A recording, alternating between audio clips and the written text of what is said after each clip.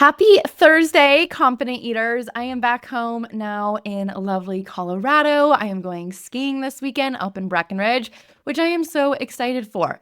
But one thing that I am so grateful for through all of my travels is my hunger and fullness signals. This is something that I thought I didn't have anymore. After years of calorie counting and dieting, I thought my hunger and fullness were broken. I thought clearly I could not listen to my body like other people could because I was always overeating when I did, and I was always eating the foods I didn't want to eat. And maybe you can relate. Maybe when you think you try to listen to your hunger and fullness signals, that all you want is sugar and carbs, all you do is eat past fullness. And I feel you. I know that this can be a big struggle. So I first want to consider why this might be. Why do you feel like you can't trust your hunger and fullness signals? Think about when this might have started for you. Was this after you started dieting? Was this as you were growing up? Maybe your mom or dad was a dieter. Your guardian taught you that your hunger and fullness couldn't be trusted and that they knew best. So you had to clean your plate. You had to eat only what they told you to eat. And so you unlearned your hunger and fullness there. But from diet culture, you might have been hearing these messages like you shouldn't be hungry yet. You just ate. Your diet starts tomorrow, and then you won't be allowed any of these foods again anymore. It doesn't matter if you're hungry. This is your calorie count for today. Or it doesn't matter that you're full. You still have some calories left. It doesn't matter that you were craving a sandwich. You were supposed to have a salad instead today. All of our internal wisdom has been completely ignored by diet culture, but oftentimes also by our caregivers and the people who raised us because they were also a part of diet culture. Or here's my favorite one, that you are ungrateful because you're not finishing your plate and there's children starving in Africa. That teaches you to ignore your fullness signal and keep going. But what I want you to think about today is if you can find a time, even if you barely remember it, of when you did listen to your body. Even if it was 10 years ago, 20 years ago, 30 years ago, when you were 5 years old, when you were an infant, I don't care when it was, I want you to think back to a time where there was a possibility that you were a natural eater, that you did listen to these hunger cues. And when people tell me that they feel like they can't trust their body, chances are it is your mind that you can't trust, not your body. Most of us are hearing our hunger and fullness signals much more than we might imagine. Now, I will say if you have been binge eating and restricting for a long time, or you have dealt with bulimia, anorexia, any sort of these extremes, then yes, your hunger and fullness cues might be off because of how in the extreme you have been. But that doesn't mean you can't come back to them and relearn them. And for most of us, it's not that we aren't hearing our hunger and fullness signals, but that we aren't listening to them. So what that means is you probably are hearing your body say, hey, I'm full right now. But then your mind says, but it's just so good. But I just want to keep going. But I don't know when I'm going to get this food again. And that's what leads you to keep eating. If you're here as someone who's struggling with binge eating and overeating, your mind has been conditioned to have these urges in place, which are going to skew your perception of desire for foods. You're over desiring foods right now. You're wanting food more than you have hunger for. So what that means is when you finish your meal and you think, well, I want more, but you know that your body is saying, actually, I'm good. What's coming up right then is an urge for food. And if you haven't already, make sure you get my free guided urge audio in the show notes below. That will help you get through all of these urges. Your hunger and fullness signals might be whisper quiet right now. It might have been like you turned a volume knob way down, but they're still there. Just because they're whispering to you doesn't mean they don't exist. It just means we have to practice tuning into them and making them louder. Think about what it's been like for your hunger and fullness signals all of these years. If you have been frequently overeating and undereating, you have been communicating to your body hundreds and hundreds, maybe thousands of times that you don't care what it's saying. Think about if every time a person asked if you wanted to hang out with them, if you were like, I don't think so. I don't think so. I don't care what you want to do. I don't want to do that anyways. You would be like, not friends with them anymore. But that's what we're doing with our hunger and fullness signals, is we're basically telling ourselves over and over that our signals don't matter and that they're not important and that we don't care what they have to say. So once we start telling our body, hey, I care what you have to say. I'm here to listen. I'm so sorry for not listening to you all of these years. That's how we turn the volume up on it. Something that I've been thinking about recently is how cool it is that we exist on Earth at this point in time with so many cool animal species that have all evolved to coexist together. And we ourselves are animals too. Sometimes we act like we are a bigger and better being that is not part of the animal kingdom, but we are.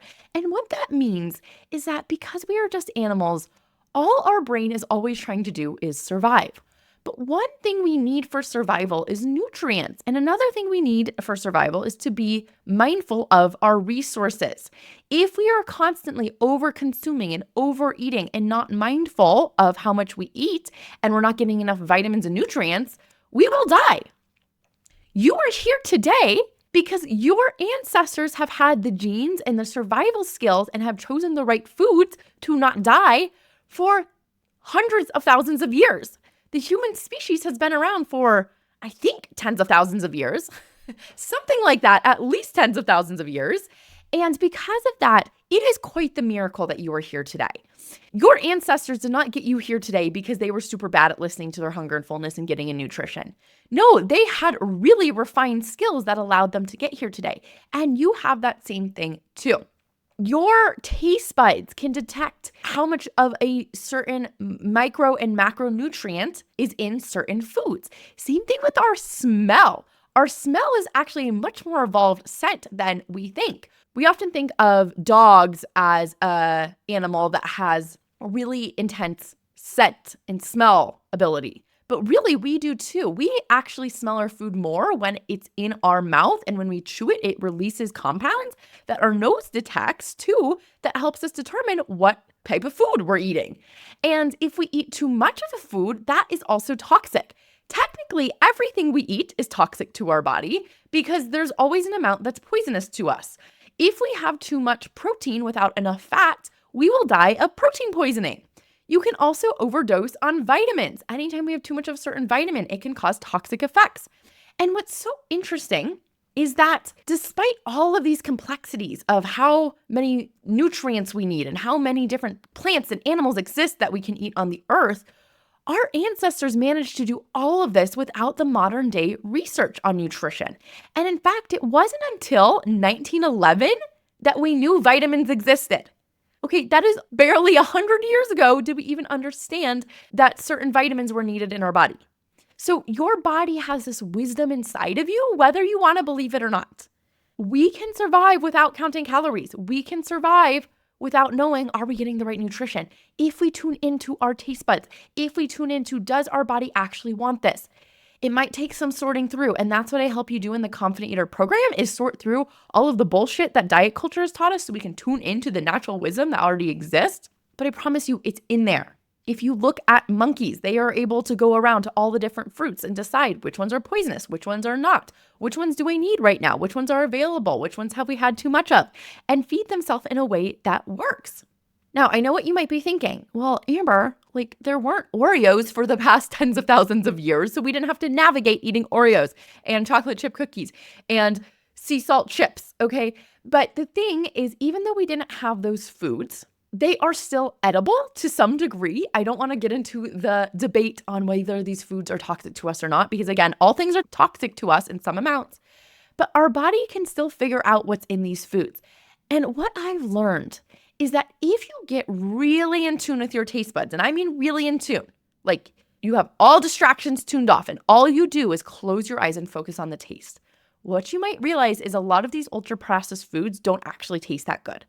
Your body doesn't actually want them. And even if they do taste good, you'll tune into your body and your body will say, yuck, I don't like how this feels in my body. It's giving you that information to tell you this is not beneficial for my survival because it doesn't have the nutrients that I need.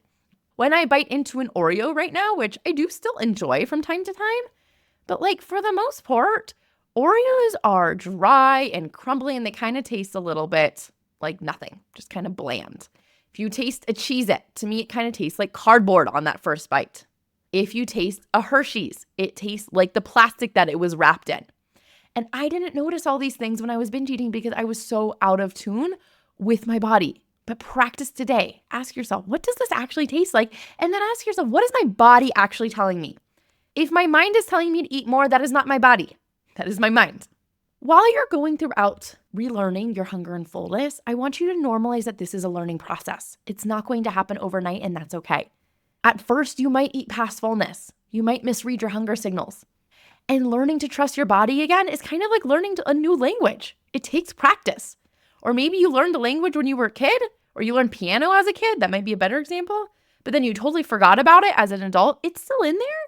It just might take some learning. You might make some mistakes at first. So be patient with yourself. But again, the more you practice, the more you tune in, the more you're conscious of what your body is saying. And every time you listen to it, you are rebuilding that muscle. All right, have after it. Good luck. Talk to you next week.